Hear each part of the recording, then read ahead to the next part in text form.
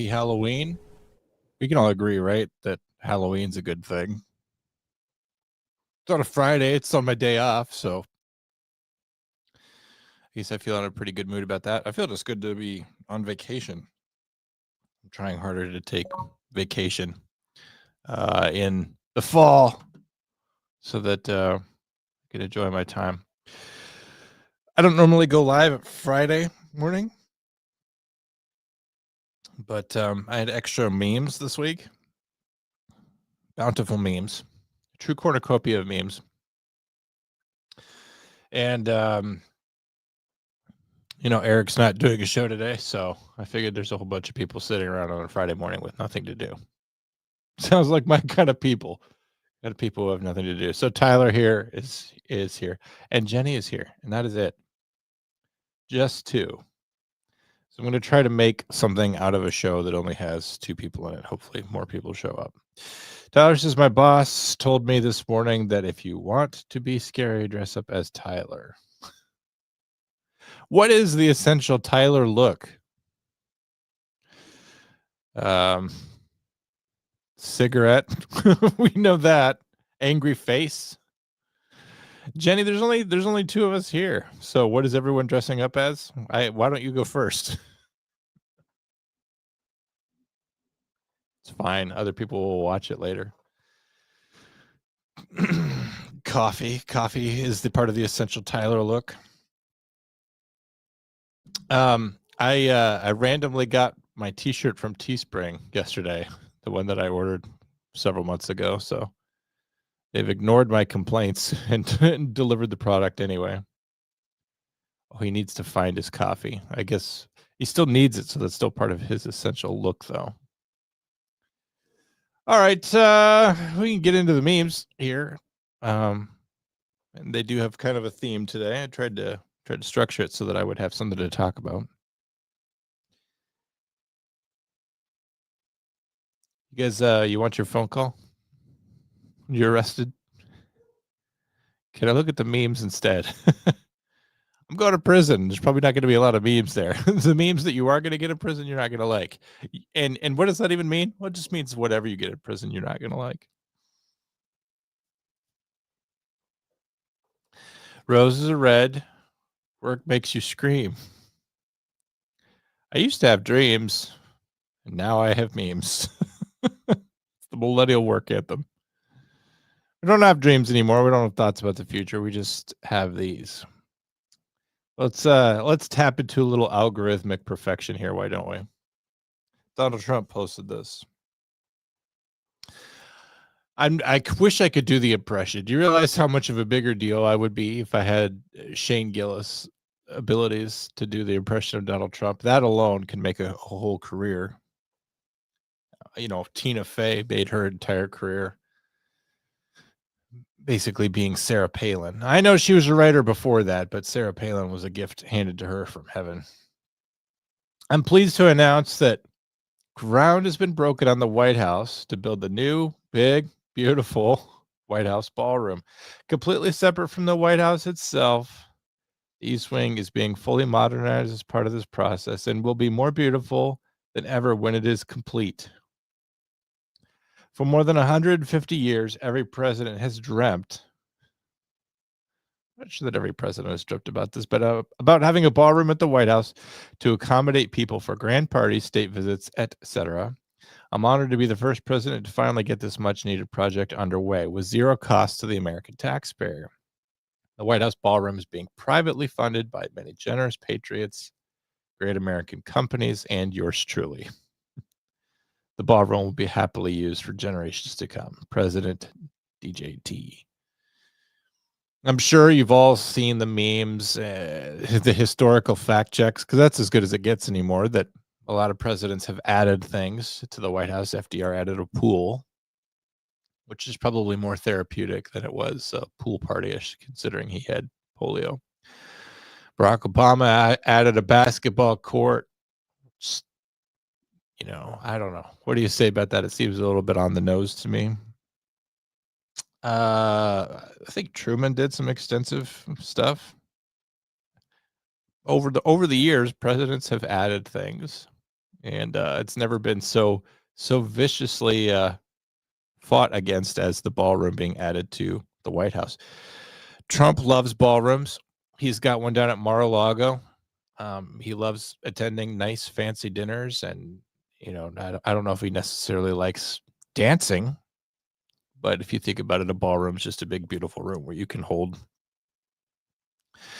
a big meeting. I don't know. Perhaps you remember the White House journalist meeting or whatever, where Barack Obama is making fun of Donald J. Trump, who's in attendance, and says something to him about how he'll never be president. And you could just see like the look in his eyes, and you could hear the Eye of the Tiger theme playing. It's like, don't tell Donald Trump he's not going to do something. He's going to do it.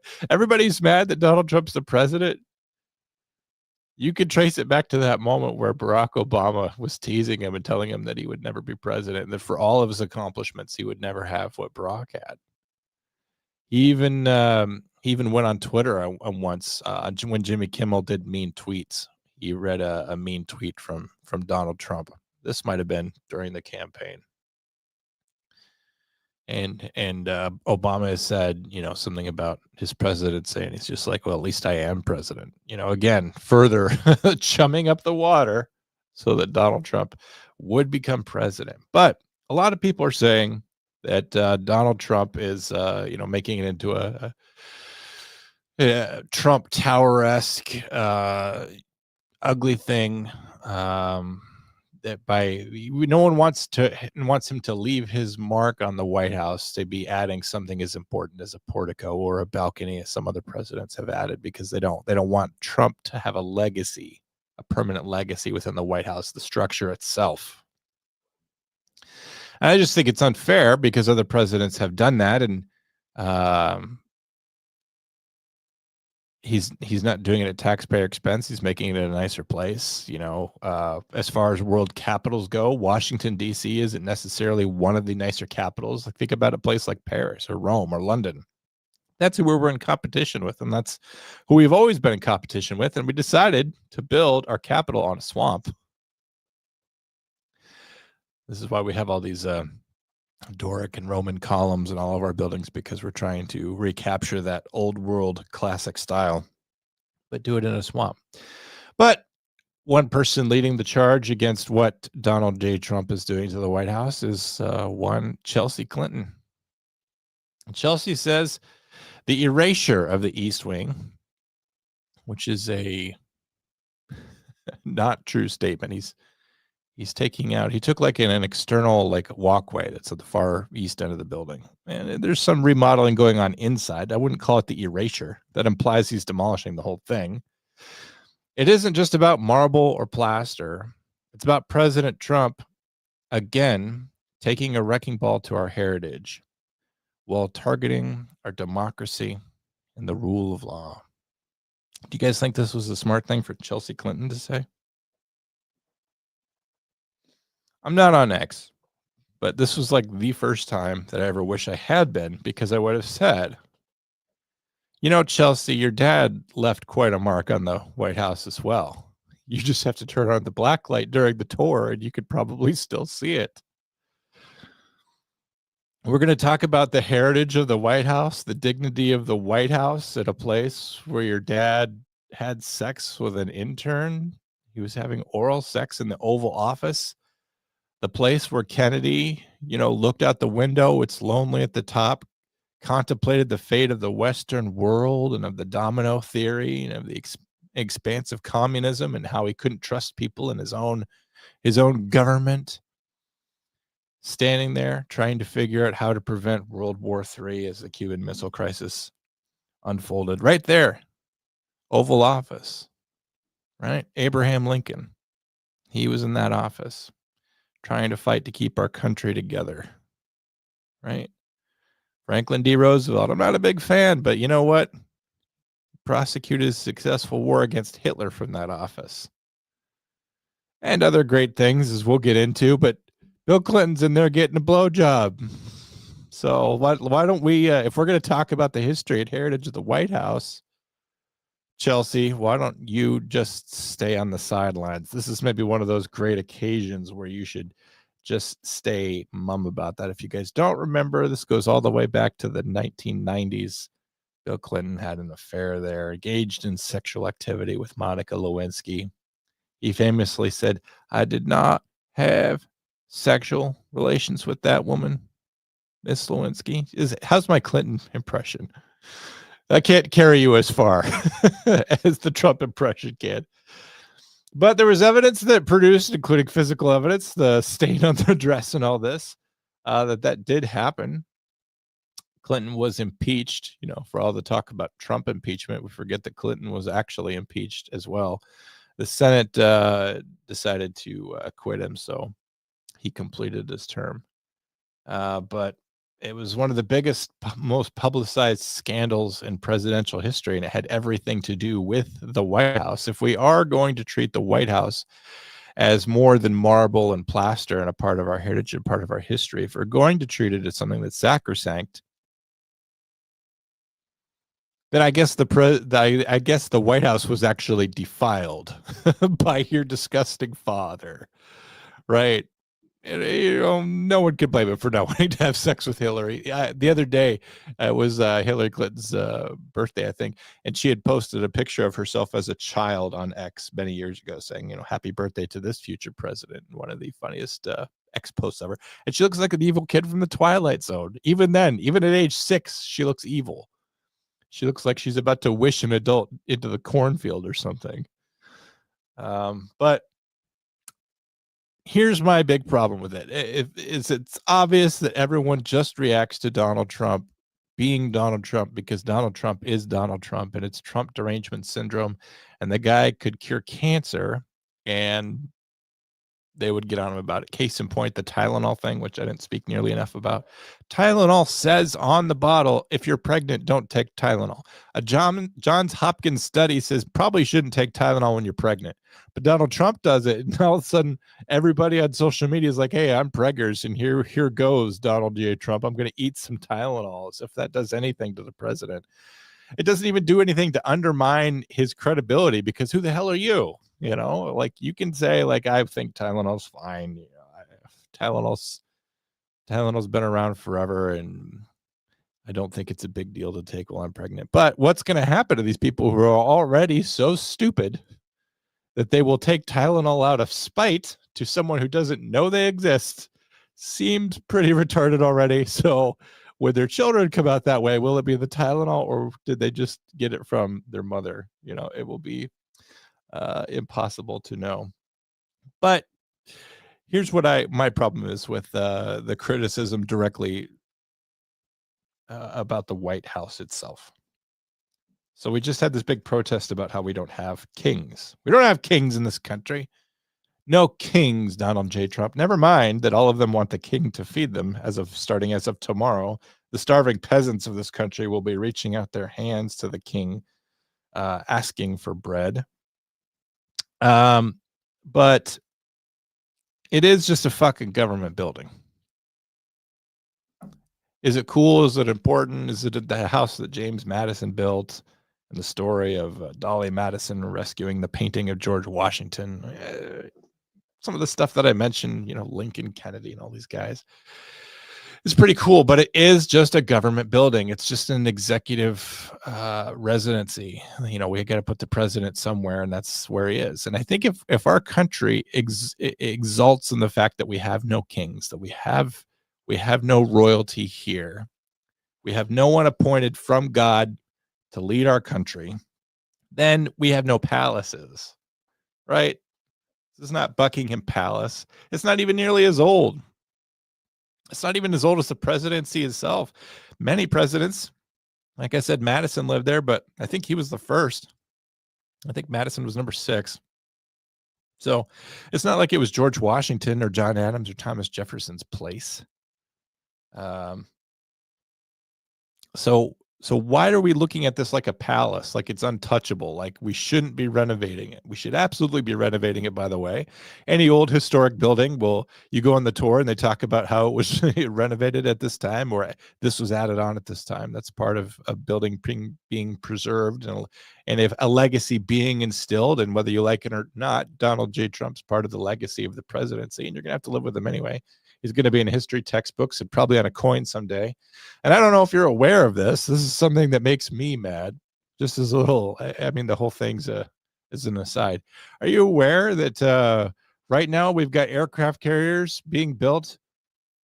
We're going to have the USS George W. Bush, an aircraft carrier, and the USS William Jefferson Clinton. Clinton's getting an aircraft carrier named after him. The guy that had sex in the White House is getting an aircraft named after him, aircraft carrier named after him. Will we get the USS Donald J. Trump? I wouldn't have thought that W or Clinton would get one of those. Both of those were pretty controversial and disliked presidents, I thought. I mean, I don't know. Clinton was pretty well liked, I guess, but he does have that stain on his legacy, so to speak. But whatever, they're both getting aircraft carriers named after them. So Trump's part of the legacy. But why don't we talk about some of the other stuff that has happened to the White House and its previous residents? Because we need to break down the myth that like this is a great house of great people. We realize now in this country, it didn't used to always be this way, but we're tremendously polarized. Everybody who's happy about Donald Trump being there spent 4 years being incredibly unhappy that Biden was there. And they have the people that love Biden being in there, hated Trump being in there before that. And before that, Obama. And there was a lot of conservatives such as myself who didn't like Obama being there. And there were people who certainly didn't like George W. Bush being there. So it seems like, you know, just based off of this thumbnail that I just gave you, it seems like half the time, so there's some fucking scumbag in the White House. How could this be a place that we revere like a palace to the point where no one should ever touch it? It's our heritage. It's more than just marble and plaster. If half the time somebody we fucking hate lives there. Andrew Jackson. I love the guy. Killed a guy in a duel for making fun of his wife in a newspaper. That's the kind of president I want today. Can you imagine Donald J. Trump going out with his flintlock pistol and blowing people away for making fun of him or his wife? But, you know, he's part of the legacy of the White House more than marble and plaster. He also had the Trail of Tears that people still get upset about to this day. So this grand old house, this White House, that's part of our history and our heritage. Yeah, guy lived there that forced Native Americans on a big death march. Is that worse than adding a ballroom to it? If anything, it makes adding a ballroom seem kind of like inappropriate. James Buchanan just sat around while the nation crumbled into war around him. Brother turned against brother, and James Buchanan just kind of lived it up there. I think he was a bachelor president. I don't know that he was having parties in there. There wasn't a ballroom for him to have parties in. But he did nothing while the nation crumbled around him. Weak leader. Andrew Johnson, the guy that took over for Lincoln. Aside from just being a fucking drunk all the time, he was the first president to be impeached. But he opposed Reconstruction of the South. We went down there and we fucking smashed up the South and we left it in ruins, and he didn't want to rebuild that up. It's very, very important that you rebuild the country after you've destroyed half of it for your own sake, but also for the sake of your vanquished enemy, who is your brother, your cousin, or whatever, to not leave them demoralized and not leave them impoverished. But he was against Reconstruction. He didn't want to rebuild the South. He was against civil rights for black people. This great Democrat, Andrew Johnson. He didn't want to give advance any rights to some of the freed slaves. So this is a guy that lived in the White House more than just Chelsea Clinton's, more than just her marble and her plaster. It's our heritage. This is the history of the White House. There's a guy named Andrew Johnson who didn't want to give any expanded rights to the freed slaves. They could be free, but nothing else. That's Andrew Johnson for you. And then, you know, Warren Harding. That's a guy that often gets forgotten in history. Very corrupt. kind of likable, but also corrupt. Died in office. People often don't remember that, but his whole administration was rife with conspiracy. We don't know that he was necessarily directly involved, but everybody that was surrounding him in the White House was widely considered to be unethical, profiting off of the United States, selling off federal lands to oil companies in which they had investments, Teapot Dome scandal, things like that.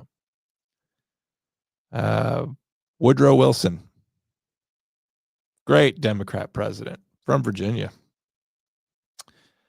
came to the White House, and a lot of the federal government had already been desegregated. Whites and blacks are working together in the federal government by the time Woodrow Wilson comes around.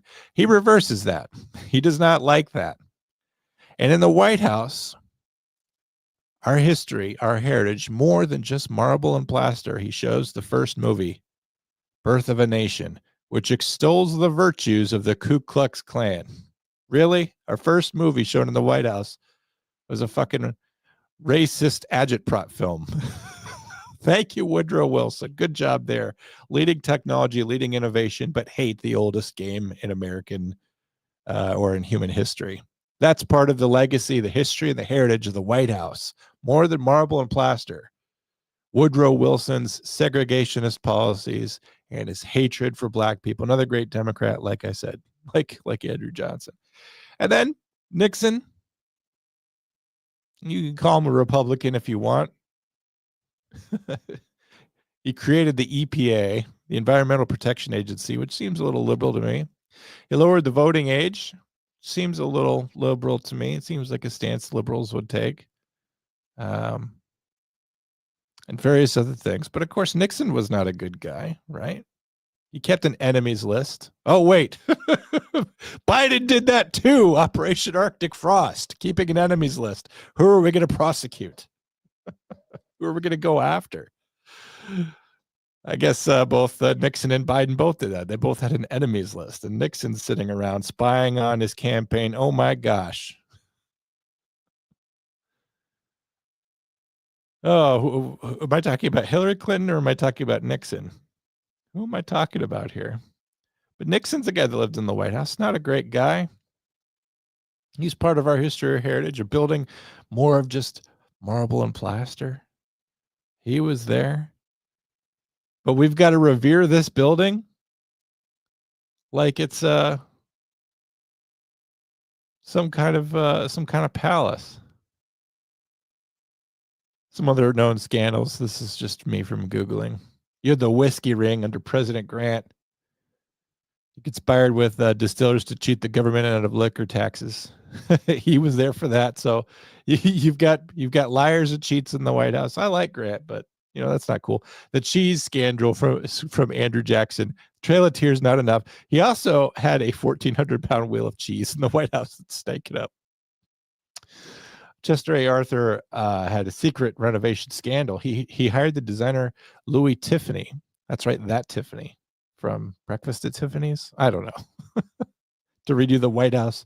He sold priceless furniture and artifacts dating back to Madison and Monroe to auction the makeover. So, here's a case. If it's part of our history and heritage, Chester A. Arthur sold out our history and heritage to fund making it into a swanky palace. And then there was Woodrow Wilson, elected president, but then he had a stroke and Edith, kind of took over. And we don't have kings in this country. We don't have unelected people running the country, except possibly Edith Wilson. You could have called her a queen, unelected, unaccountable to the people, and yet calling the shots. And then Billy Carter. He took money from Libya as an unofficial ambassador to Libya. That was President James Earl Carter Jr.'s brother. So he was acting as a foreign agent.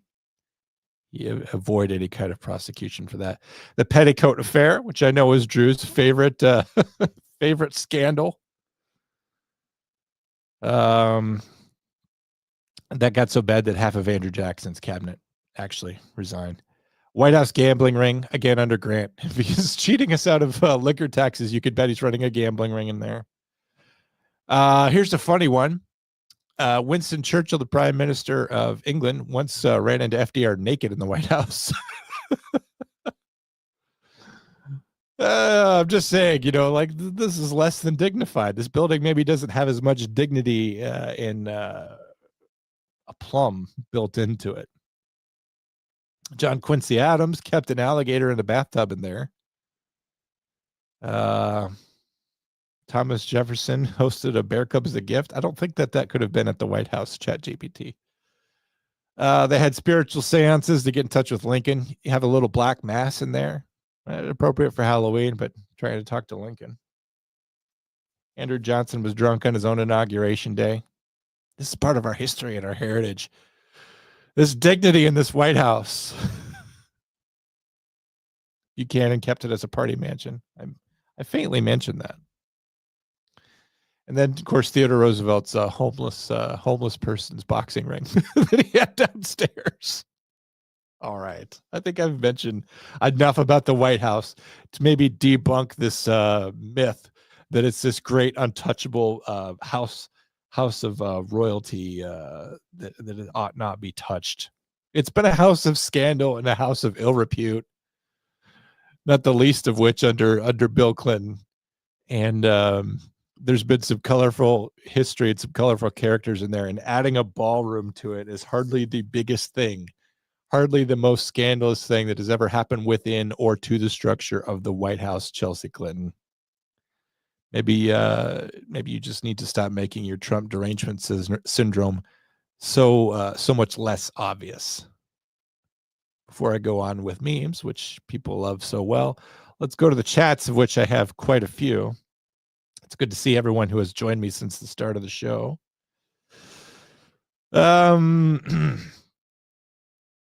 Everyone's just kind of talking to each other, which is great.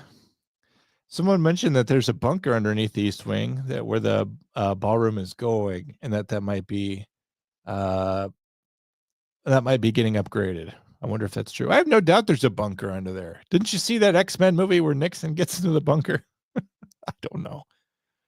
I would hope there's a bunker there. After all the years we spent in the Cold War and the constant threat of nuclear annihilation, I guess I would hope so. Tanner, good to see you. What's this about a ballroom we're talking about? Boy, you can tell this guy's disconnected from American politics. To be fair, I bet all the past presidents have done that. Have added on? Probably. They've all made their own changes. If there's a documentary on YouTube where when the president leaves to go to the inauguration of the incoming president, this whole team of people come in, and they've had this planned out for a long time. They come in and they completely switch out carpet, drapes, pictures, furniture, every single thing except I think the Resolute desk comes in and comes out, so that when the president finally comes to his office after all the partying at the end of the day, the Oval Office is completely swapped out. He doesn't come into the previous guy's Oval Office. He comes into his own. Joni, Chelsea Clinton is a woman who was on X. Her entire life is a cynical ploy to make Bill Clinton seem like a good and family man, which at the time he was governor of Arkansas or running for that station was viewed in Arkansas to be important, to be a family man. So he had some sort of relation with Hillary Clinton, whether it was direct or indirect, we do not know. But she bore a child who was Chelsea Clinton in order to make the Clintons appear as a loving family. So in that light, Chelsea Clinton's life is a joke. It serves no purpose. She is not a totem of love between a man and a woman, but she is just a political pawn. That is who Chelsea Clinton is. What would you say if a guy wear a pig Latin shirt? I would say good luck. I don't know where you got that pig Latin shirt. I haven't seen the pig Latin shirt. As far as I know, there is no pig Latin shirt. You guys go out and go get one from wherever you think you can get one. I just learned Jonathan can get pregnant and will take Tylenol. Honestly, if I could get pregnant at that point, anything could happen. I think the only thing I took while I was pregnant was Lortab or Percocet, because I had eye surgery prior to the birth.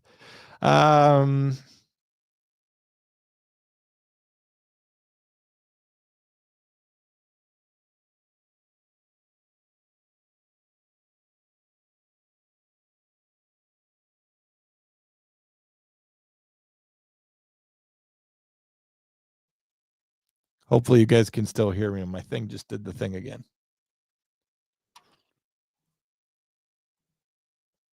It did it last night live during Comm Center as well. My microphone just randomly blows up. Let me know if I'm not on the right microphone. I don't know. I don't feel like fixing it, but I also don't want to spend all day talking to you on the wrong one.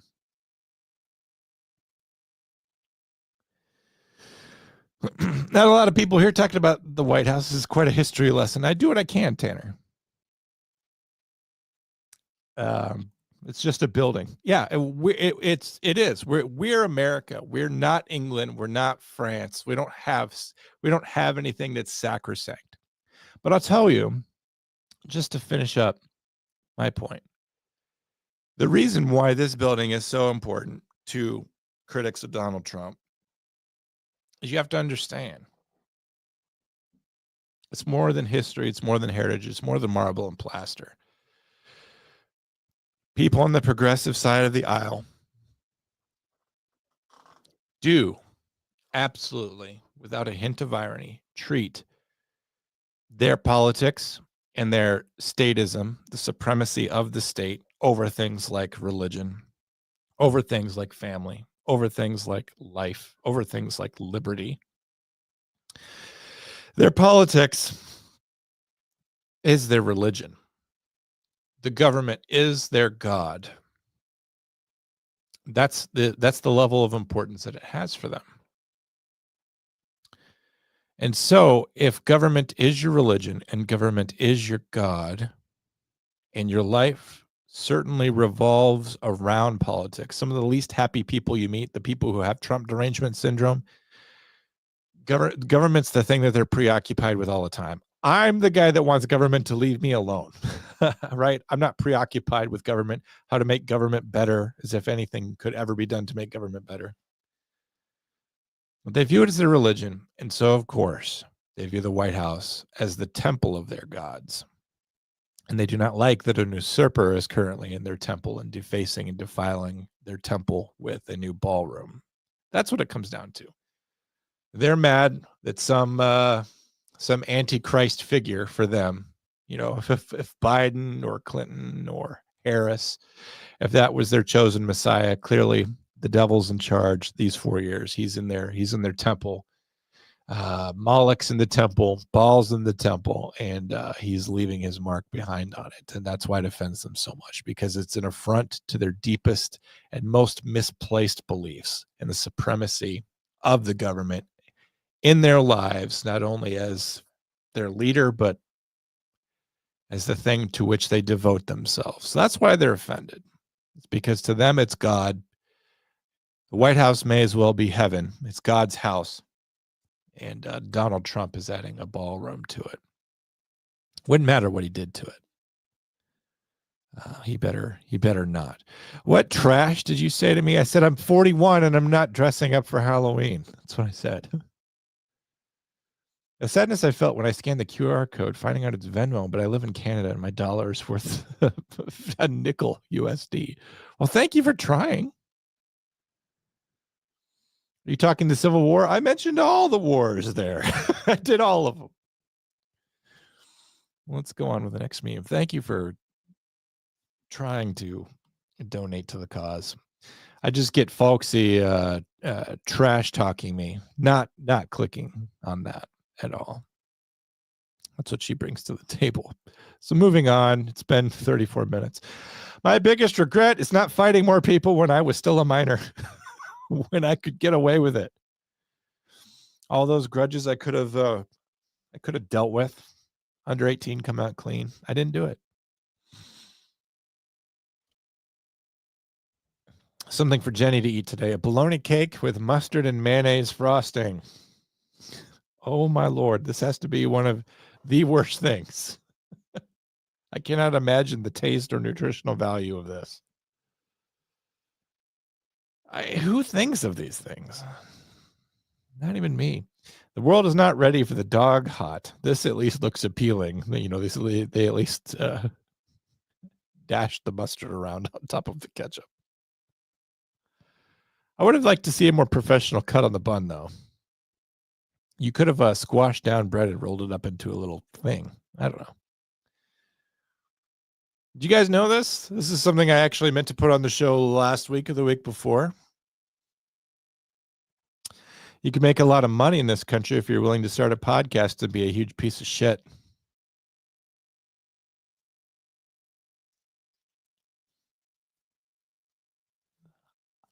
For the record, I haven't made a lot of money. More than $1,000, but not much more. After 3 years of work.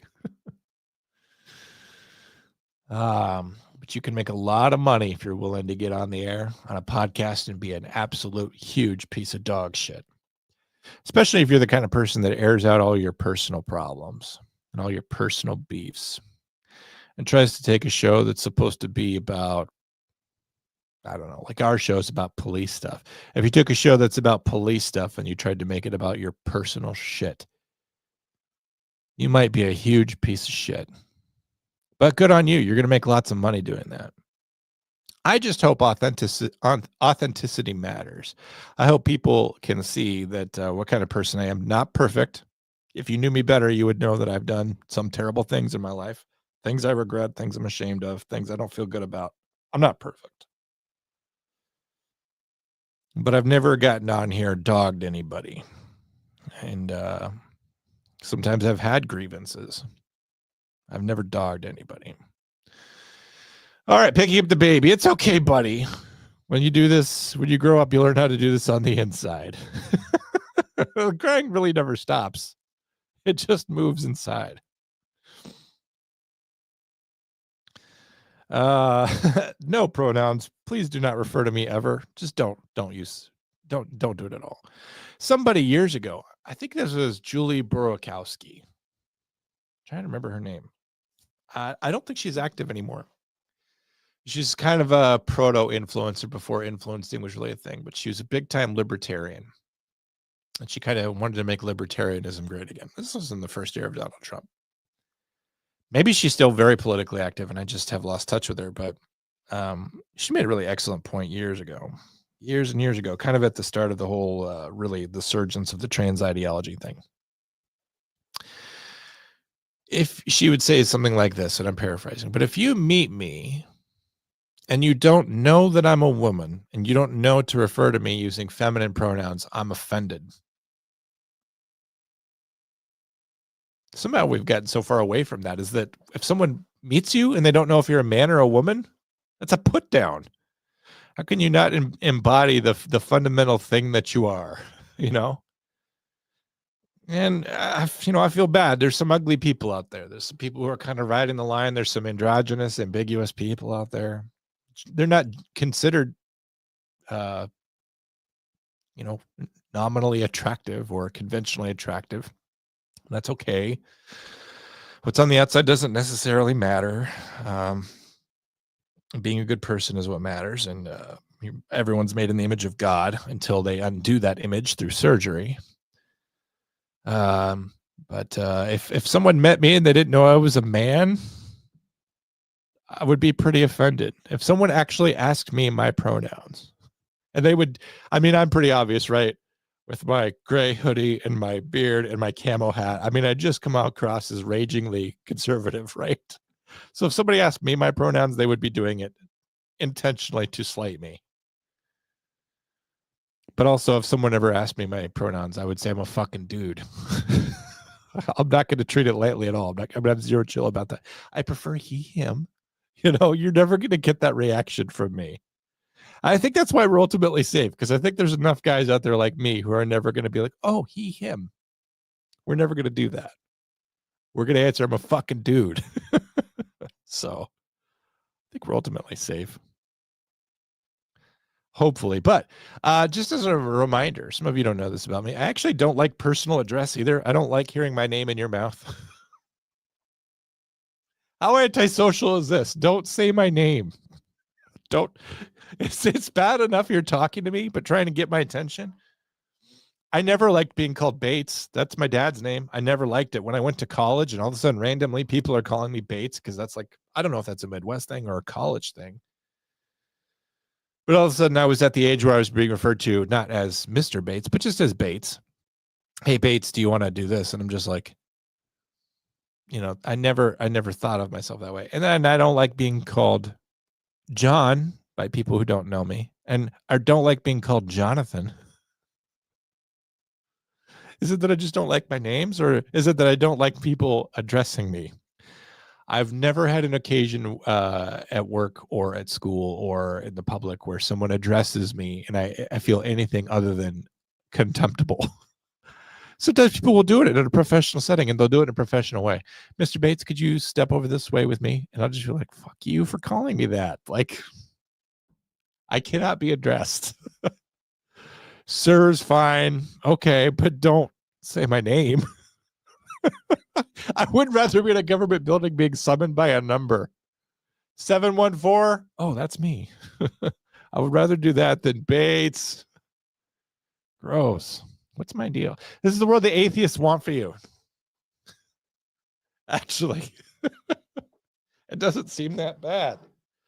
A white heterosexual couple who are fairly good looking and fit, who seem to genuinely enjoy each other's company. Yeah, they got a dinosaur for a pet, but he seems cool.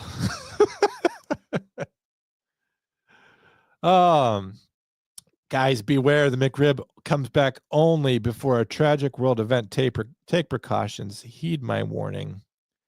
The McRib returns to McDonald's this November at selected locations only. What bridge will collapse? What comet will strike the earth?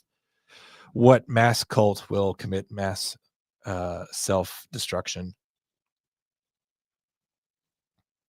A podcast 2 weeks ago on Com Center that did not get monetized, only had 200 views. One of YouTube's feedback points for us was that I used the term hypovolemia, which is a term of violence. It's a clinical term for blood loss, and that's what they dinged us for. That's the kind of thing that makes me want to quit too, is that YouTube cares about not only what you say. You can't use certain words, but if you have certain viewpoints. I think that video did not do well because we came out on the side of that young woman ended her own life rather than someone else ending it for her. And I think whoever was our human reviewer over at YouTube decided they didn't like the vantage point of two white conservative males saying that a female possible victim of domestic violence might have been anything less than a victim of domestic violence. And so that person decided unilaterally to destroy our work. That also makes me want to quit. Why am I trying so hard? It doesn't even matter that you guys all like the work. Hypothetically, if you like an episode of Com Center, say you loved it, say you learned something, say you were engaged the whole time. Some other random person out there that works for Google will say, I hate this. And that's the end of that. Anyway, Big Bird photographs his enslaved brethren, mocking them for their genetic inferiority. Ostrich. Its brain is much smaller. That's why it's enslaved. Stuff gets weird when you start thinking about how Mickey has a dog named Pluto, but also a best friend named Goofy. And they're the same species. And one has a job and one's bipedal. The other one walks around on a leash. Approximately 90% of therapists are liberal. 76% are women. 86% are white. What's going on here? It's the only profession that is less diverse or more ideologically skewed. I don't know. I guess I'm not surprised at all. I remember the social work majors. I remember how in college, if you were conservative, you were a criminal justice major, you were geared towards becoming a cop. You were conservative. And then if you were progressive, liberal, I don't know. That's the term that they hate, I guess. I don't know. I'm trying to be respectful, call them the thing that they want to be called and all that. I don't mind calling them progressive because it's like, I guess that's what their party is, but they all skewed towards the social work majors. They were the hug-a-thug types. We would sit there and have classes in common because a lot of their core classes are the same as ours, but we'd be on opposite sides of the debate. I would be on the let's put them in jail, let's keep society safe debate. And they'd be like, well, they'll never reform. We've got to rehabilitate them.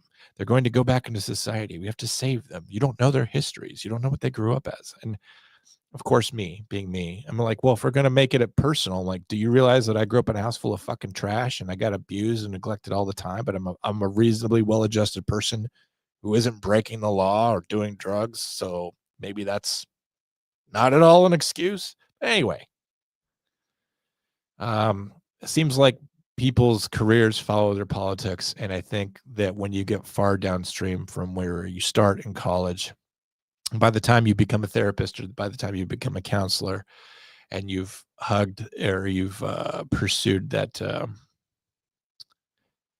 just the very notion, I guess, of self-improvement through talking to another person, you've gotten far away from kind of a conservative standpoint where maybe you get better through self-reflection, through accountability, through prayer. And if you go through some sort of more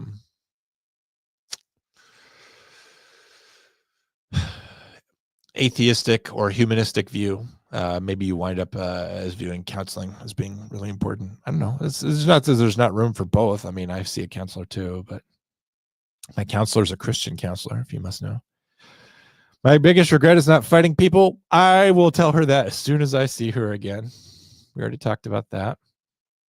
Oh, yes, back to Big Bird enslaving his brethren and the McRib, a warning for the future, and that. If Lincoln was alive today, he'd be a Republican. No, he'd be a Democrat. I'm quite fond of the Chili's Triple Dipper. That's right. If Lincoln was here, he might just be more fond of our food. I think the food in Lincoln's time was probably pretty terrible. Everything was a form of gruel back then. Everything was porridge, right? Grits, oatmeal, just various slurries, all vitamin deficient. But if he could come in and have jalapeno poppers, you don't think that Lincoln would suddenly change his whole paradigm, his whole worldview to be about that? I got pulled over on my vape was like my cup holder. It was on my cup holder. And the cop was like, you know, these things, the news says that they're killing people. I laughed a little bit and I said, they say the same thing about y'all. He shot me 26 times in the chest.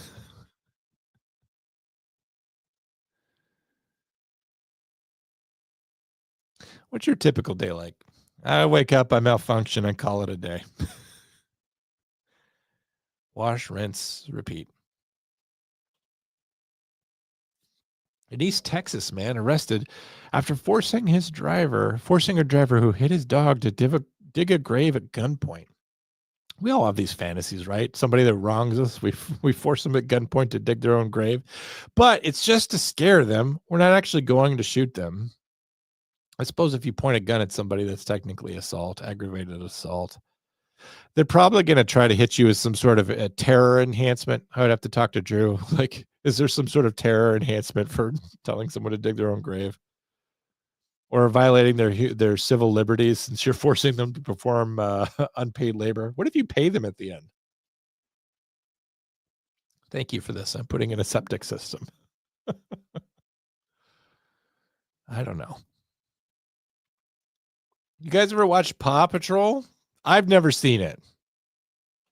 I haven't seen the movies either. But the show seems a little more raw than I ever would have guessed. First, they get the coke. Then they got the money. Now the Colombian cartels want the power. Let the drug wars begin. I wonder if Chase is up to that. That's right. I do know the name of the dog. When you see a meme that shits all over you in your opinion, but you can take a joke and you aren't threatened by memes. Can you imagine?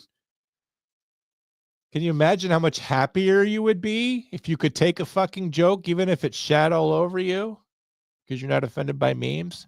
You're not some child that just lets what other people say offend you and ruin your day. You might just be a happier person if you're the bigger person. Or if you just have a sense of humor.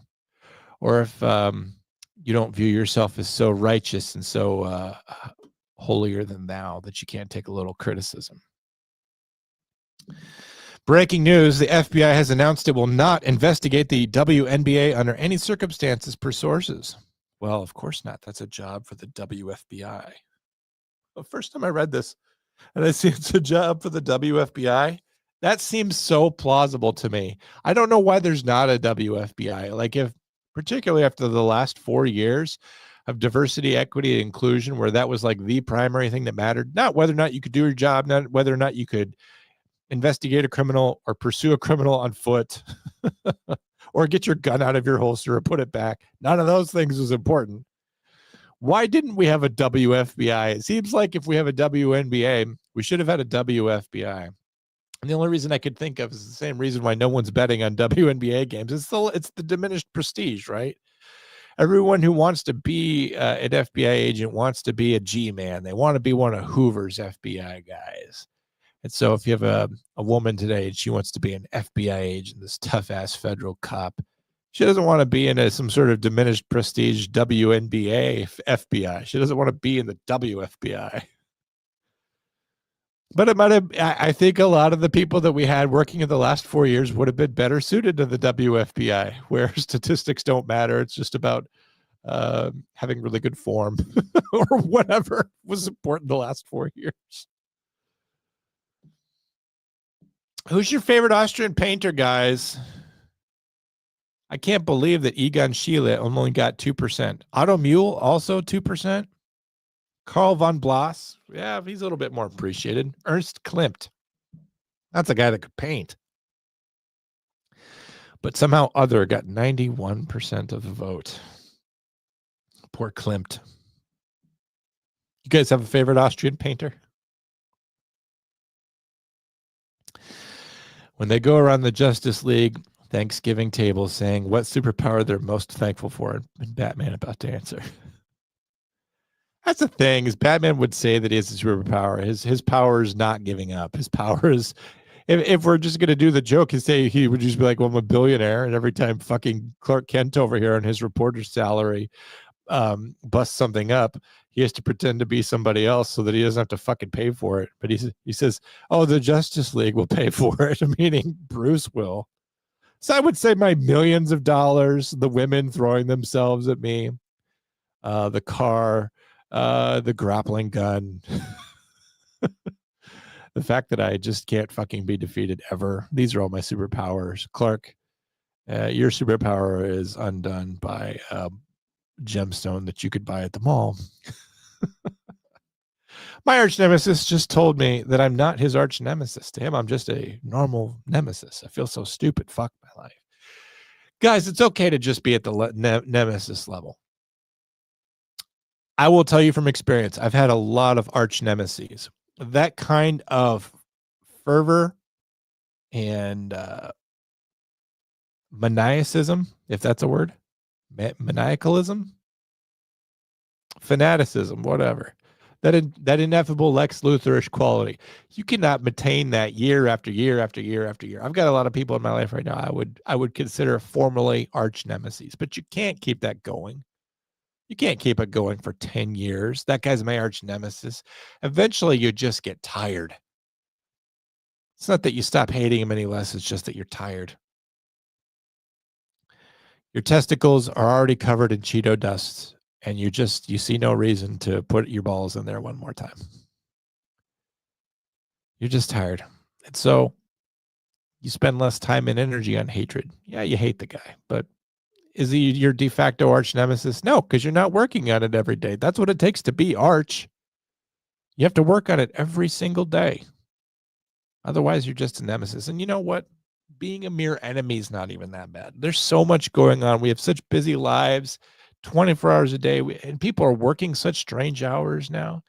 Say goodbye to the 40-hour work week. That went away a long time ago. Everybody's got a side hustle. Everybody's doing something else. People got kids. People got after-school stuff. Just having an enemy is enough right now to commit enough mental energy towards someone just to have an enemy. And I don't blame you at all if the enemies of the past are so far behind you in your rearview mirror. You haven't healed. You haven't transcended. You haven't grown up or gotten over it. But technically, if you had to put it down in a government form, is this person my enemy? No. Maybe they're just nothing now. Or maybe Maybe things have even soothed a little bit.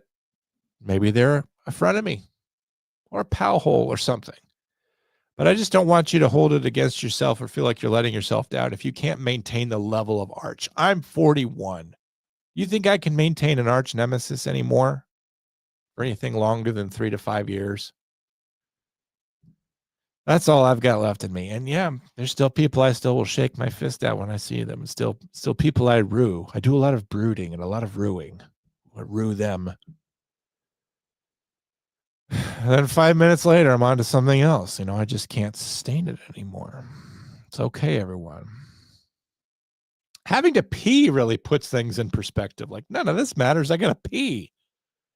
That's part of becoming an adult that definitely puts an end to arch nemesis. Just everyday stuff.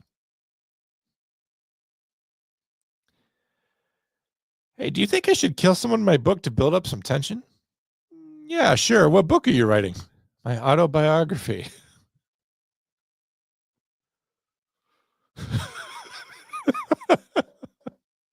Luckily, autobiographies don't have to be true. You can write a completely fictional story about your life. If I ever write a story about my life, for your sake, it will be largely fictional. I'm not going to tell you the truth. The truth is so stupid. The truth is so boring. I'm going to jazz it up a little bit. Guys, breaking news from the Daily Shrimp. Marine biologists confirm that shrimp cannot understand the concept of Wi-Fi. Shrimp can feel pain. Shrimp can form primitive memories. Shrimp can even see in a broader visual spectrum than you, but they cannot understand Wi-Fi. Not to circle back around to the political, which right then my camera flashed you the pride flag. Donald Trump, Joe Biden, Donald Trump. Oh, Joe Biden. He's even more mad in the future. Look at that. Ever progressively more angry presidents. If your boyfriend doesn't have a DUI, that's your girlfriend. Because he's responsible and doesn't put other people's lives in danger? Go eat a salad. Go eat a lasagna, Garfield. I messed it up. Go eat a lasagna, Garfield. I've wanted to do this one recently. I told you on Monday that I've been getting into a lot of fights with people. I've decided to no longer take any of that seriously. And one of my favorite retorts in the style of go eat a lasagna, Garfield. Honk, honk, silly goose. I'm just going to honk, honk, silly goose. I don't treat you even seriously. This week, I about that thing I mentioned about calling some Spider-Woman comic woke. I literally had people getting into my DMs about it, trying to educate me about how Marvel Comics has always been about allegories of civil rights. I'm like, Marvel Comics is a big commercial for Marvel Comics. What are you talking about? And then they got real offended and they started like calling me names. I'm like, do you not have a job? Do you not have someone who loves you? Why are you spending time trying to re-educate a stranger? Unbelievable. These toxic super nerds. Speaking of toxic super nerds, there's no such thing as out of character in Star Trek. You could have one of the characters stage a coup in one episode and everything's fine by the end because it turns out they accidentally flew the ship through a nebula that makes you want to stage a coup really bad. That has literally happened on multiple episodes of Star Trek, where all of a sudden someone just starts acting crazy. Yeah, it's because they're in heat. Or because they were injected with an overdose of a drug by mistake when the ship rocked or whatever. Or because you're acting insane because you need to create plausible deniability for Starfleet for your secret mission. I've only mentioned plots from the original series. I've literally not mentioned any of the other 9 series. Or Scotty, he could start stabbing women to death because of an accident and female crew members. You get whatever you get. And Doctor Who's even worse. I hate Doctor Who because the fans who are fans of Doctor Who, Whovians, will say that the show has such great and historic writing, and there's all these doctors, and there's all these, it's like it's rich in lore, right? And the best writers who are writing the show today or writing the show 10 years ago are super, they care about the lore. They respect the audience. But they don't, because any fucking thing will happen, and then they'll rationalize any massive change to the character or the plot development as having been there the entire time. Makes you kind of want to give up on science fiction. But other genres of TV show are not any better. Law and Order makes me want to kill myself. I used to love that show in the 90s. The wage gap isn't real. Men just tend to go for higher paying jobs, like doctor, engineer, and CEO. Whereas women go for lower paying jobs like female doctor, female engineer, female CEO. It seems like a Norm Macdonald joke, doesn't it? Seems like one he would have told back in the 90s. Here's Nathan for you, if you didn't know. Nathan Fielder. Your stock trades at $59, but we can make it trade at $62 if we manufacture a crisis by changing the logo and then immediately change it back to the original logo. You can see some immediate results. We could pump it up a little bit by manufacturing a crisis that we quickly resolve. Startup idea. Let's create an Instagram, but it shows you posts from people you only follow, from the people you follow in chronological order. Do you guys remember Facebook in 2005? Well, it didn't have the news feed initially. You had to just navigate to individuals' pages. But when they came out with the news feed was chronologically ordered, and it was only people that you followed. And the whole idea of customizing your feed, of just getting the news and information, the updates from the people you follow, was pure, and it was brilliant. And if you're too young to remember Facebook circa 2007, you really missed out, because it was probably the height of the social media experience. Your friend would post lyrics from a sad song, and you would reach out to him, "Are you okay?" And he'd be like, "Haha, yeah, I'm fine." And that would be in your thing. And that's it. Now we're getting constantly fed new content from people we don't know, we don't like or understand. Thirst traps, honeypots, all this. And yeah, so I recently came back to Facebook, and I'm not enjoying it. I may leave again soon. A throwback to our conversation on Monday. The word retard is not meant for people with handicaps. In fact, I would never call anyone with any kind of disability or handicap, or someone who's differently able, I would never call them that. I would never, ever call them that. It's meant for non-handicapped people who are stupid. And if you don't understand this, you're a retard. I don't think I could have put that better. That's why I love that I put that in there. Speaking of which, if you know how to rake leaves, just charge $20 per lawn. Just rake 2 lawns per day. It's not a lot of work. You can do it. It's $90,000 a year. Anybody here sitting at their current job not pulling down $90K, wondering why they're not just raking 2 lawns a day for $20 each? Should we break this down? Shall we start with the math itself, or should we start with the fact that it's not fall year long?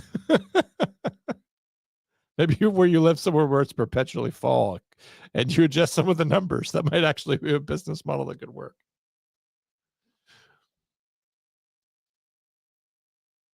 Ghost of Christmas Past. You've literally always been sick and cool. I don't even have a message for you. I knew it. I'm fine. Thank you. Me asking for extra medium salsa on the side. This is just a joke, so I'm not going to get upset about it, but extra medium? Extra medium? What kind of term is that? Extra medium? It's not exactly a oxymoron, is it? Extra medium? You can have extra large and extra small, but how do you get extra medium?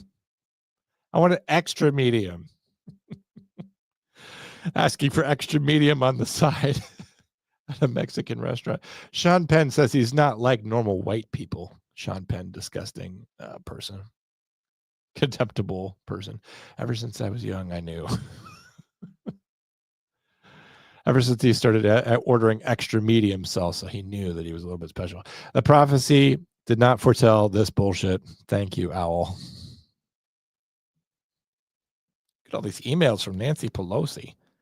I was getting emails of this similar kind from Donald Trump at one point. Did I date Nancy Pelosi and completely forget about it?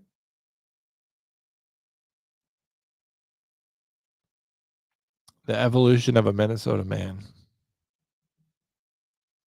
I'm pretty sure the guy on the left is Ed Gain. Is that Ed Gain? Can someone do a quick fact check for me? I think Ed Gain was from La Crosse, Wisconsin. Did he live in Minnesota? Is he a prolific serial killer? Anyway, I've said nothing nice about Minnesota on this show before. It's not going to change today. Minnesota, an awful place, and getting ever more awful all the time. Yes, Nancy Pelosi, we're in a relationship. I don't know if this is real or not. It seems real. I want to believe it's real, but maybe, this is the kind of thing you should look into. But way back in 2020, President Trump is wrong in so many ways about hydrochloroquine studies, and here are the facts by Elizabeth Cohen. And at some point in the future, study finds hydrochloroquine helped corona patients survive better. When did we, the fact that it's referred to as coronavirus kind of makes me think that it's genuine, because at some point we stopped calling it corona. We called it the coronavirus, we called it corona, but then we just started calling it COVID. Like there was a real transitional shift between when we were calling it the novel coronavirus and simply calling it COVID. And if someone was trying to manufacture this, it would seem to me like they might refer to it as COVID patients rather than coronavirus patients. It's one of those little idiosyncrasies that tends to, in my mind, seems to validate it.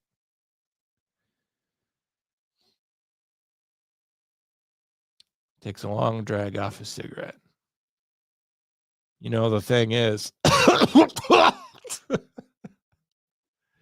that's me trying to be cool. Smoking. Double cigarette adapter.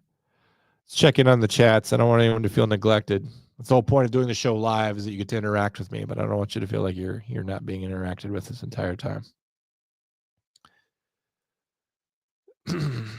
All the way back to the sadness that he felt when he scanned the QR code. We talked about that. Bologna cake can go straight to hell. You guys did not like that bologna cake. 9 out of 10 funny. I don't know which one you're referring to. I make a lot of money, but I'm a huge piece of shit. Oh. Is that what I was saying? I don't think I was trying to say that I'm a huge piece of shit. What I was trying to say is that I'm not a huge piece of shit. But how do you say that? How do you get on here and say I'm a better person than the person I'm obviously talking about? Because you can't do that. Nobody's perfect, right? So you could tell even in that moment where I was trying to claim some sort of moral upper hand, that I didn't feel comfortable with it. Because I'm really not better, when it comes to my morality, I'm not superior to anyone. But I also am not doing the things that other people are doing on their podcasts. They're getting on their podcasts and they're being a piece of shit. At least I dress up for the part, right? Like, I'm not going to say I'm better than anyone else, but when I get on front of the camera, I'm not talking trash about other people. I'm not telling you about my personal life.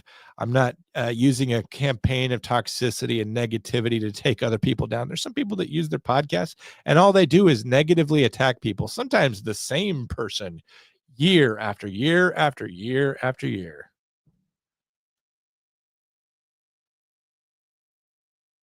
Sometimes that person's Rob O'Neill and you can never let it go and you can never get over it. And your entire podcast is about attacking Rob O'Neill. At least I talk about something different. What I'm talking about from minute 1 to minute 20 is different. I don't talk about the same fucking thing episode after episode after episode, year after year after year after year. But I'm not perfect. I'm not morally superior to anyone, but I'm also not willing to be a huge piece of shit on the air and constantly dig on the same person or trash people of my personal acquaintances from my past. And you may not have any idea what I'm talking about. And if so, you're probably just a good person. John, my new idea, play a character on a podcast that is a piece of shit. But it's not you, it's a character. Well, the problem is that I like acting, but I don't have a lot of range. So I always play a version of myself. So when I've done those videos that you've seen before, whether it was me doing the interview show that I did in the garage, or the Target security guard footage that I've shown at some point, it's always a version of me. Sometimes it's extremely different versions of me, the ultra serious version of me that's like too serious, and then it's like the absurd part. Somehow those two things coexist. But if you get on here and if you say, I'm John and this is my podcast, and you act like a piece of shit, people can't tell you're doing a bit. People used to think that Stephen Colbert was actually very, very conservative because he would get on Colbert Report and act conservatively. It was absurd the way he would act, but he was over the top. He was over the top, a parody of a conservative on the Colbert Report. So then when he goes to CBS and he does his late show and he's just doing the typical liberal shit, people are like, well, this isn't funny. They didn't like the fact that he was now doing less satire. Now he was more directly in their lane. So if I get on here and I do a show where I act like a piece of shit, people are just going to think I'm a piece of shit. There's no delineating a character from the person when you're on this format. So it can't really be done. And I'm not looking to damage my own reputation.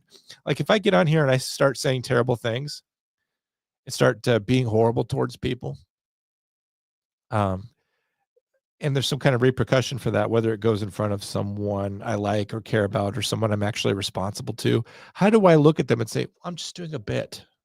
That's not for real. I'm just acting. It doesn't work. I don't know how actors get away with it. But you can't really act and do bits in this format.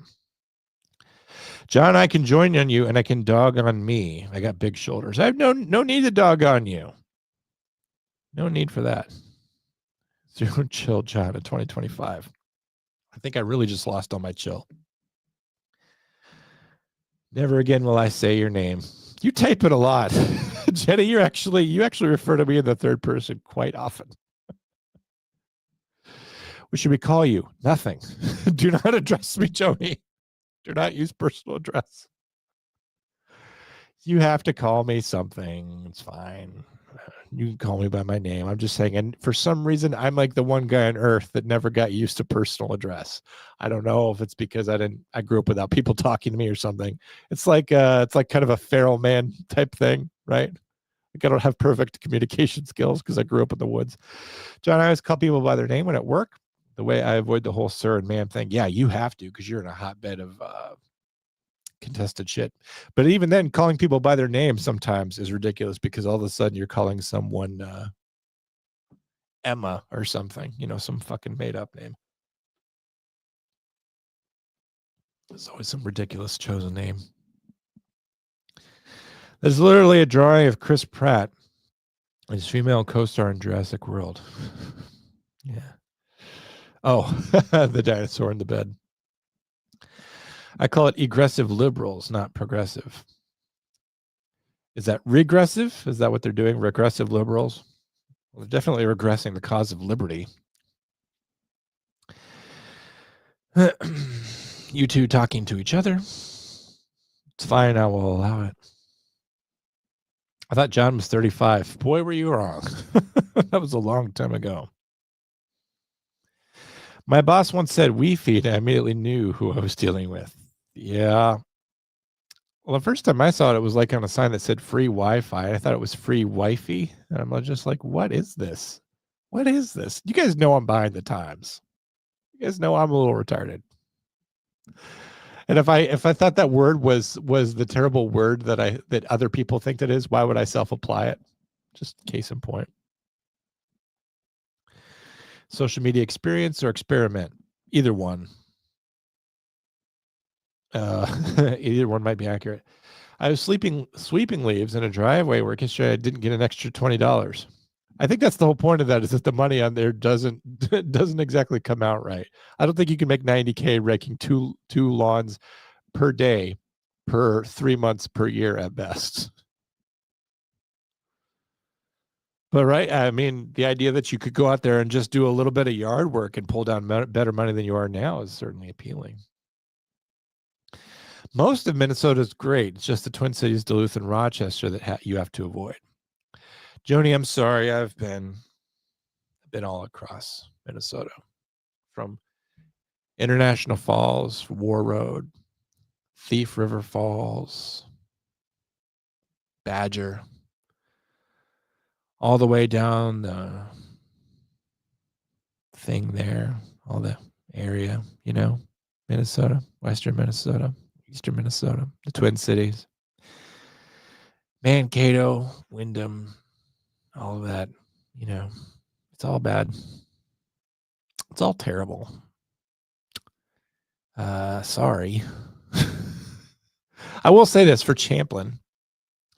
Seems like a nice place. You get some nice restaurants over there. I go over to Willie McCoy's and grab a beer. What is it on Friday night? They got double beer specials at Willie's. You get some nice restaurants over there.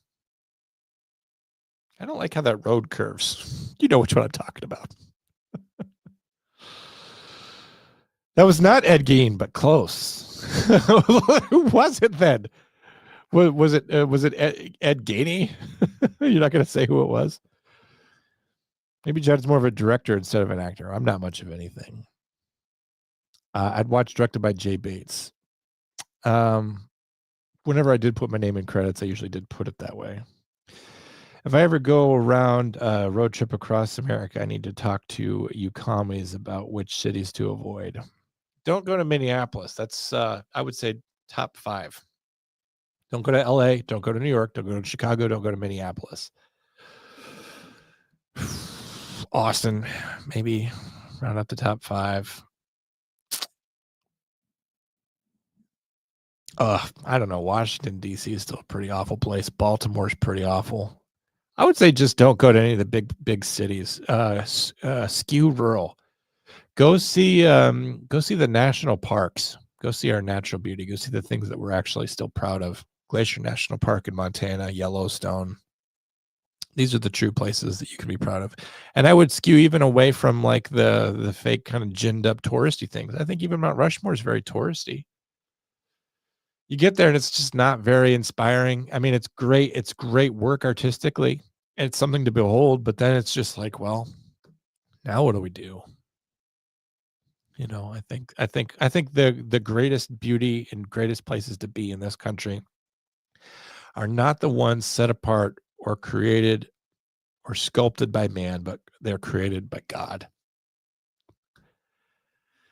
Mountains, rivers, oceans, anything that's natural beauty is something that is worth seeing in America. And anything else is just a dime tour, I think.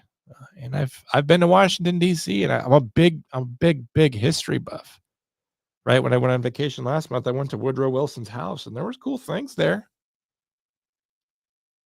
But I only saw it because I was already there. I think a lot of America is like that. See the things that you can see while you're there, but don't go out of your way for them. This is my thoughts. Anoka's okay too. Joni, did I ever tell you the story when I was literally in Truffles and Torts over in Anoka, and I was there in the middle of the day, and it was in there, and I was trying to go in there to get some quiche. And in the middle of the day, and the owner of the restaurant comes out and says, "We're closed." And I'm just like, what? The governor closed the restaurants. I was literally in line for quiche over at Truffles and Torts over in Anoka. And she had to come out and say the governor closed the restaurant in the middle of the fucking day. And we drove around. We drove all around. Went over to Maple Grove. There's a pasta place over in Maple Grove that I wanted to go to. Get over there. They're closed too. Every fucking restaurant was closed. I just didn't get it. So, Joni, you're going to have to explain this to me someday, not right now. But the governor declares the restaurants closed. Why the fuck did all the restaurants close? We don't have kings in this country, right? I'm serious. I'm being serious. I'm so often glib in this country, but why does the governor have the power to close a restaurant? Explain that to me. And if a restaurant doesn't close, then what?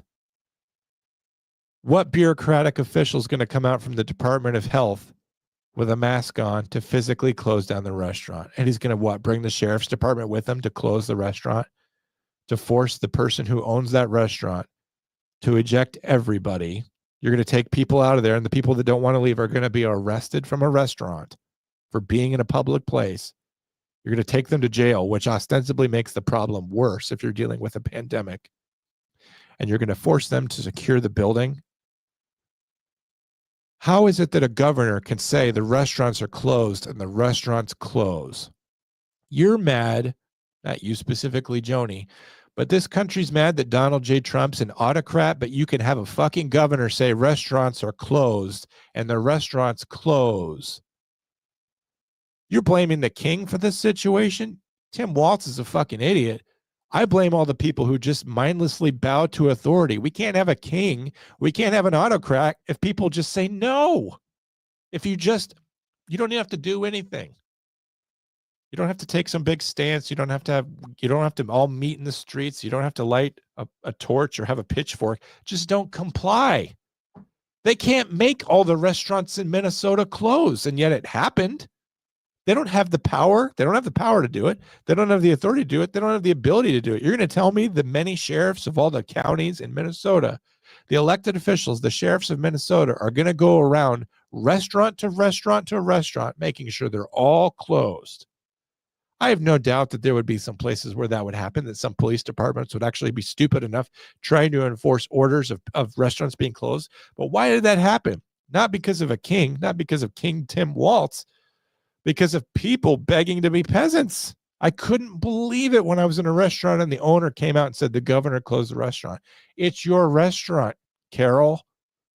Say, no, we're not closing. Or we're not closing to the end of the day. I'm not closing at lunchtime. I got a bottom line to meet. I got employees that I have to pay. I'm not closing because some fucking asshole over in St. Paul says that we're done. Where did this mindless compliance come from? We're Americans. Somebody says you're closed and you're closed. Are you fucking kidding me? That's what a lawsuit's for. You don't close, you stay open. You say, I'm filing a lawsuit against the government because the government doesn't have any power or purview to close my private business. But they just did it. And how many restaurants in Minnesota went out of business because they chose to? They just decided to close their doors and stay home. They could have gone back the next day and opened on up. If they'd had the courage to realize that it's not just me and not the only one. And it can't just be that they were just lambs being led to the slaughter. They knew their businesses and their livelihoods and their futures were being destroyed. So why didn't they do more about it? Why didn't they open up the next day? I mean, if your life's going to be fucked up and destroyed anyway, because everything that you've invested yourself into, your business, which is a lot of money that you don't even make money off of for years, you stay in the red for years on your business loans and paying your employees and investing in that restaurant. If your life's going to be fucked up anyway because the governor says your building's closed and it's closed, why not fuck it up all the way? Why not get an arrest on your record? And Joni, this is an interesting question for you because you were a police officer in Minnesota at that time. I want to know if you, as a Champlin police officer, I don't know, maybe you weren't Champlin police, county sheriff's department or whatever up there. I don't know if you were in Oka County or whatever, but would you have arrested restaurant owners had they defied the governor's order to close? It's their livelihoods, and you can't have just one fucking asshole over in St. Paul decide, I know the best way to handle this, and everyone's not going to have a restaurant now. Sorry, I didn't mean to get off of on a thing here, but we're going to talk about having no kings in this country. People in this country love having kings. They love bowing to authority. They love it. They love it. They just hate Donald Trump. If it was Kamala Harris, she could tell them to do whatever she wanted to do, and they would say, yes, ma'am. Yes, Madam President. I would love to do it. I need a cigarette. It's my day off, thank God. Oh, she left. God damn it, Joni, get back here. I asked you questions. I was so looking forward to your answer. That makes me sad. I don't think I have a way of getting a hold of Joni to let her know to watch the last couple minutes of the show. Glacier National Park, I've been to there a few times, and it was pretty close to me at the time. Yeah, beautiful out there. Glacier National Park is a transnational park as its peaks into Canada at the top, named Waterton, named after the lake. I know that because in 1991, I accidentally strayed into Canada by mistake. Back then, it was not a big deal. I accidentally wandered into Canada. So I've been to Canada because I went in there by accident. Good point, John. Democracy is about majority rule. And if the majority comply with decisions like that, they dig their own graves. I just say, like, I don't get how you can be someone with so much to lose and you just say, yes, sir. Yes, Mr. Governor.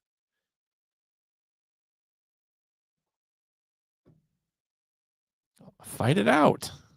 There's no such thing as a public health order, an emergency health crisis where they can just do that. It can only be done through compliance.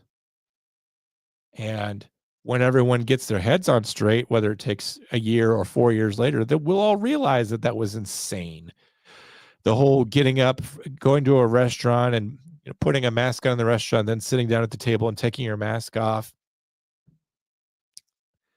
I'm not a scientist or pretending to be one like so many scientists were, but I'm sure that somehow made it worse. Just the fact that you're breathing into a cloth that then you're like disposing somewhere, right? Or like depositing like germ-soaked, pieces of cloth everywhere. Ridiculous. I really wish Joni was still here for that. I wish I was smart enough to have those insights while she was still here. That's mean. It's my fault for not being a good podcaster. I already did that one. Already did that one too. Yep, and that one. Let's catch up. Let's get this done. Oh, Iranian leftist girls celebrating Ayatollah Khomeini's arrival in 1979. He later had 30,000 leftists executed. This is the same thing happening today. We've got leftists who extol the virtues of Hamas and of Palestine, but they have no idea what life would be like for them in the Gaza Strip. If they lived anything approaching what their lives look like here in America, if they did that in the Gaza Strip, they would be killed. You have a woman seen out in public with her face showing in the company of someone she's not married to, that woman's going to be killed as an adulteress.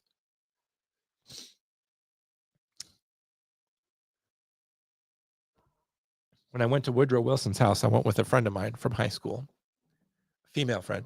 She lives out there now, near Stanton, Virginia.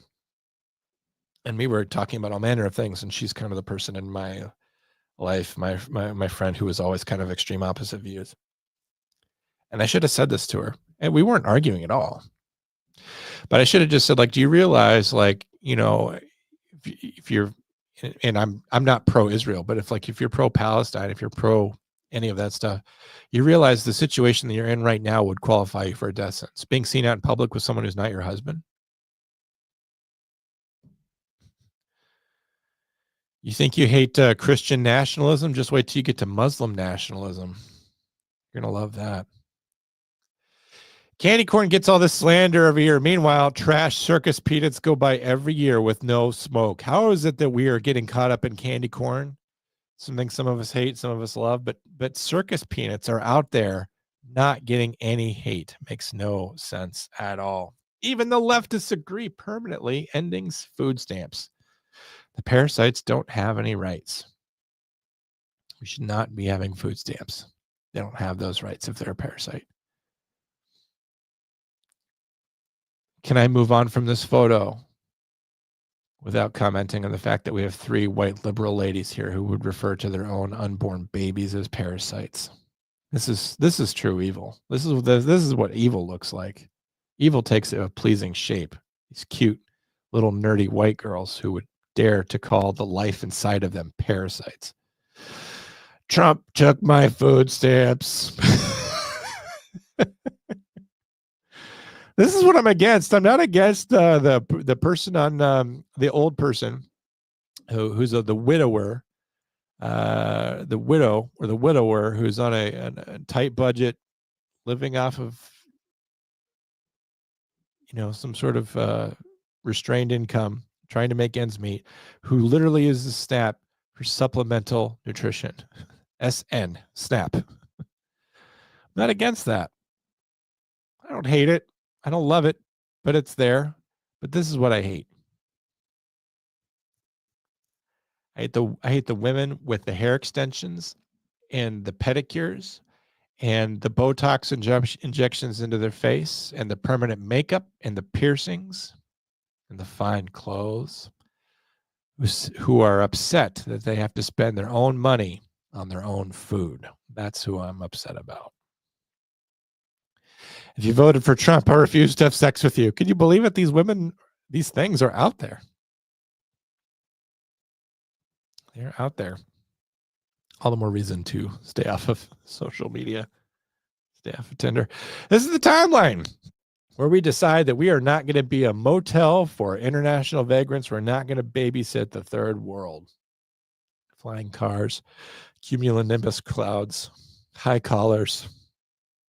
It's all sense and sensibility, but it's the Jetsons. That's what we could have. This is not even a meme. This is just a fucking ad that made me mad. This is for United. Stretch out and relax. Book Economy Plus next time. You fucking assholes. I can't stretch out and relax in Economy Plus. I'm 6.5 feet tall. Fucking assholes. I don't even feel good when I sit in the emergency exit rows. The only thing I like about the emergency exit rows is knowing that I can take a life if I choose. The FBI Arctic frost disclosures remind me of when the Berlin Wall came down and people could request the surveillance files from the East German Stasi. Communists were spying on political enemies to build cases on them. That's exactly what it is. Well, the case in point, they were spying on people at Turning Point USA. It's all real. We kind of already covered this before, how AI gives you bad advice. Are you ever going to, are you seriously going to question every single narrative in the news? This is me, tinfoil man. Forget tinfoil hat. Got to do everything to keep yourself from being affected. One cocaine McFlurry, please. Oh, you already know I can't do that. Why? Well, the machine's broken.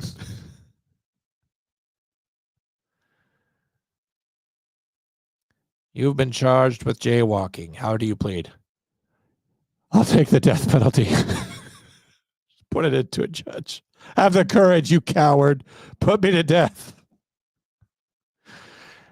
Tonight, these kids think they're going to get candy, but what they're really going to get is 80 hours of cyber awareness training. It's time, guys. Got to hold them over for a couple years. Kit Kat, gone so fast. Once again, if you're praying on my downfall, please pray harder. Let's wrap this shit up. Need to get to the end of it. Thank you, Mario. But there is no princess and there never was. There is no beauty. There is no joy. Life is unspeakable pain. I asked someone in Michigan yesterday to verify this, but they do indeed call it Devil's Night in Michigan, October 30th. Because of the long history of arson on October 30. You can get this as a t-shirt. This is the vibe I bring to the function. This is me at a party. A gun in my hand, only in my mind, probably this exact pose, otherwise replaced with a cookie folded in a napkin. Normalize this, normalize that. How about you all feel some shame for once? That's always been me. I remember when I started podcasting, and then when I started doing Comm Center, and then when I started doing my own channel, people would get in the comments and say, hey, we don't kink shame around here. We absolutely do kink shame on this channel. Be ashamed of yourselves. There's nothing so good about you that you should feel any kind of pride. You're awful, and the people around you know it. And don't deceive yourself. Don't be an idiot. You only look more foolish trying to tell yourself that you're anything other than awful. On the other hand, I am pretty good.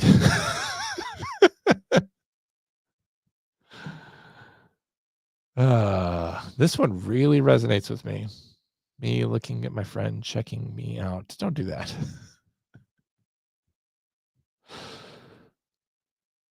And now having sufficiently confused you, I have to go. That's the end of the memes. I'll catch up with the chats before I leave. Counterpoint. Perhaps people are trying to along in our agreed upon social rules. What now? What is this in counterpoint to? Perhaps people are trying to go along in our agreed upon social rules. Well, I think that's what normalized pronouns certainly do. They take all the awkwardness out of a first encounter with a person, and you can say, hello, sir, how are you today? Or hi, ma'am, how are you doing this afternoon? Just taking it as if for granted that you can tell what sex they are, and thus all the awkwardness out of it. And that's a long agreed societal rule going back millions of years. Are you saying counterpoint people are trying to go along in our agreed upon societal rules to comply with the government? Is that agreed upon? Because I'm pretty sure we fucking threw the King of England out of this country. I think that's what being an American is that you say no to overreaches of authority. We're not subjects of a crown. We don't have kings. We don't have to bow down to the mayor, let alone the governor. We don't have to just automatically do what people tell us. I'm not talking about like a police situation where you're being asked to provide identification, okay? That's one of those situations where non-compliance can only make it worse. But if you're talking about your livelihood ending because the governor is closing down a restaurant, maybe open up the next day and see what happens. Didn't happen. You had one person deciding for everyone that all businesses are closed. I think the people should decide that. How about, why didn't it get put to a vote? No kings, right? And the thing is you wouldn't need to do a vote. If most people didn't want these restaurants to be open, do you know what would happen? People would not go out of their houses to these restaurants, and these restaurants would naturally close. You don't need to give an order to a person to do the right thing. If the right thing to do, a person's already going to do for themselves. But the government, in its conceit and its arrogance, says, I know how to live a life better than you know how to live. I'm going to tell you how to live by mandate, by rule of law, instead of just letting someone do what's naturally best for them. If there's a massive pandemic and we're all in danger of disease and death, then we should all stay home. And there will be no one at Fuddruckers. There will be no one at Bennigan's. There will be no one at TGI Fridays. And we don't need the government to tell a restaurant to close, because they will do it because there are no patrons there, because the patrons know what is in their own best interest. So forget this whole we're trying to comply with our own societal norms bullshit. That's bullshit. And I don't mean to attack you personally. But that's the conceit of the government, is saying we know how to live better than you know how to live, and we're going to tell you to stay home. It's up to the people to decide how to live their lives, and you can choose to stay home. That the same liberty that grants people the ability to go out and open a restaurant or attend a restaurant is the same liberty that gives you the power to say, this is not for me. I'm in danger. I have a compromised immune system. I just don't want this disease. I'm going to stay home. Liberty grants everyone the ability to do what's best for them. So we don't need tyranny telling us what the best thing to do is for ourselves, because liberty already grants us that. Jesus, I'm about to go get a white wig and some stockings and my musket and my Betsy Ross flag and go fight absolutely nobody. My wife's coworker referred to her children as parasites, and my wife and I absolutely hate it. There's a line that you cross, I think, at some point. You could joke that your kids are crotch goblins or something. You could tease them, make fun of them. I make fun of my own dog for turning the hours of my life into poop, right? I take the hours of my life, which is all time, is all my life really is, converting my life into work, my work into money, and my money into dog food, and my dog food into poop. She steals my life energy and leaves it out as something I have to clean up on the lawn. Well, when you tell kids that, though, that starts to devalue them, takes away from their worth. Talia, I hope you're still here. I got a little passionate there. I hope you don't ever feel like I'm personally attacking you either. You seem like a very big person, so I'm not too worried about it. But at the same time, I also don't want you to feel like I would ever jump on you specifically. Social assistance is a good thing when it's implemented appropriately. Caleb Hammer has a good take on it. I have no doubt that he does. I do not know who that is, though. I am just back, but I have heard talk about the EBT. I've heard people are mad because they are reselling the EBT for cash. Yes, they absolutely are. There's quite a few people who would take it and they would build plates. They would go to the store with EBT, buy food, cook it up, probably make it delicious, but then they would sell it on Facebook Marketplace and then take that cash and then use it for any number of nefarious or other purposes that the government was never intended to. And we call that fraud.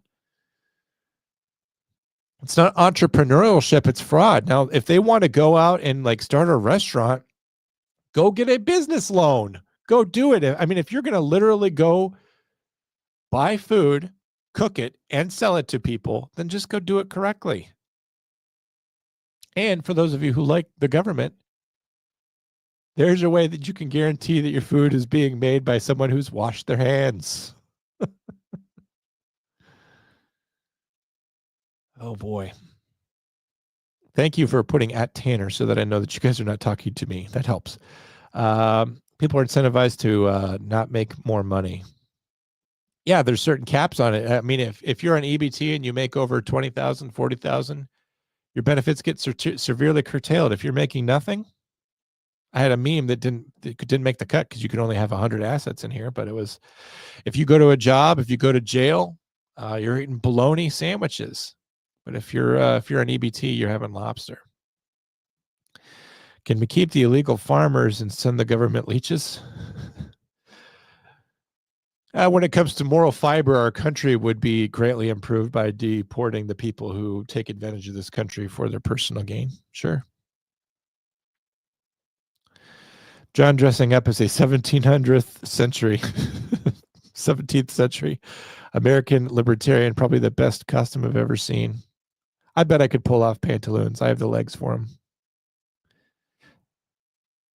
Tally, give me some sort of sign of life that you're still here. I haven't seen you here in a while. That's since 12 minutes ago. I want to make sure that you're still here. Because as usual, you're the person who challenges me, and then I come out to meet that challenge, and I come off sounding like an asshole. If you were upset by that, I apologize. It's not. I want to fight my point of view, but I never want to. I don't know. I never want to make you look or feel bad. That's not my point. It's fun listening and meetings, and the show is still going. But the show is wrapping up. I've been going live for an hour and 42 minutes, and I've already alienated possibly at least as many as one people. For those of you who were not here at the start of the show, I did finally get a shirt from Teespring. You know, they're not responsive to comments. They're not responsive to anything, but apparently an order does get someplace and things. Some things do get made. So if you do want to get one of those T-shirts that says Teespring is a scam, I guess go ahead and go do that. You can still do that. Thank you guys for watching. Make sure you check out the Comm Center if you missed it last night. It was kind of a good episode. The case was somewhat interesting. It was a story of a murder which happened right before this couple was going to take their house on HGTV or whatever it is, zombie house flippers. And very unfortunately, a woman was killed in a domestic situation. But honestly, the best part of last night's show, I think, was just the riffing that Drew and I did. I think we had a lot of fun doing that show last night. You can catch it on Spotify. You can catch it on YouTube. There's a good chance we'll be back next week prior to Thursday, possibly doing a live show on another day aside from Thursday next week, just because I'll be available too. It's very important that you not rely on notifications to watch Comm Center. Make sure you're checking us out at least every Thursday for new content, because that comes out. I know everyone who pretty much watches me here is a fan from Comm Center and is aware of Comm Center, but the YouTube hates us on Comm Center. So because we dared to say that Ellen Greenberg was anything less than a victim of domestic violence. Tally, did I leave? Did you leave? Don't leave. I think she probably left. It's my fault for yelling. Be nice to your fans, people. This is how you know I'm not a good podcaster. I'm not as bad as some others, but I what I will say is a major deficit of mine is that I yell at the people in the chats. Bite the hand that feeds me. All right. Thanks to Foxy for being here. You go have a good rest of your day. Lauren, It's always nice to see you showing up. Tanner, appreciate you. Good show. Thank you. Got an appointment in 15 minutes. You go after and do your thing. Still waiting on your sticker. Tanner, I did get the Mountie stickers. I got 3 of those. And so if you want me to send you at least one of those, let me know. I did get those. I'm not sure if I got those for Tanner, for Tyler or Tanner, but Tanner, I mean, it's the Mountie one. How could you not want that? I hope I didn't burn Talia for all time. Because she did just make a simple point and a dog piled on her pretty hard there. All right. Well, if she watches to the end, if she comes back, I formally apologize. Last thing I would ever want to do is make you look or feel bad or hurt your feelings. Now I get to spend the whole day worrying about that and feeling bad, but that's what I did to myself.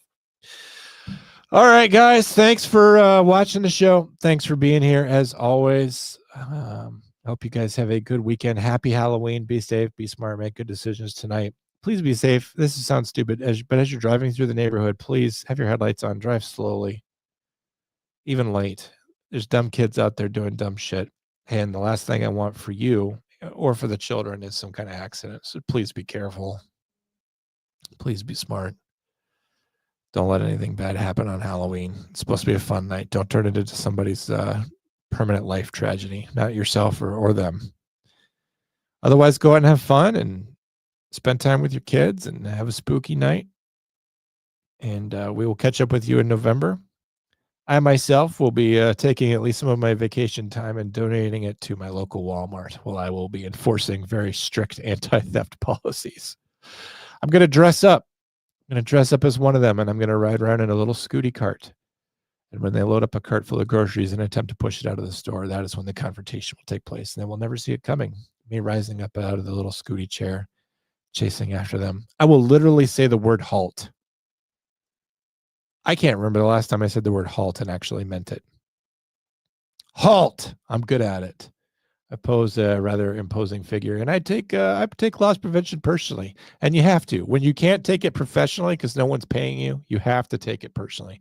And I, for one, am anxious for the fray. Can't wait to get back into sovereign policing and freelance correctioneering out in my community. Ready to do battle with those filthy, thieving thieves. You guys have a good week. Catch you back here in the future.